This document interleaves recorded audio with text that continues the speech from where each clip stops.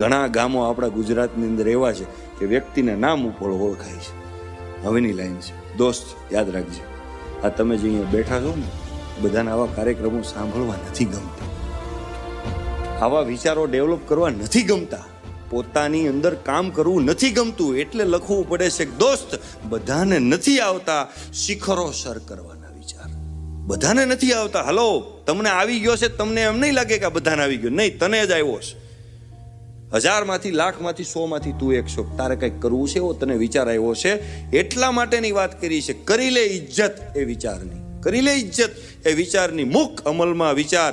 તું વિશાળ માણસ છે એટલે ભાઈ, તું વિશાળ માણસ છે એટલે, બાકી કાયરનું કોઈ મૂલ્ય નથી.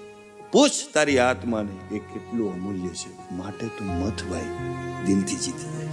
મથીશ તો જીતી જાય છે.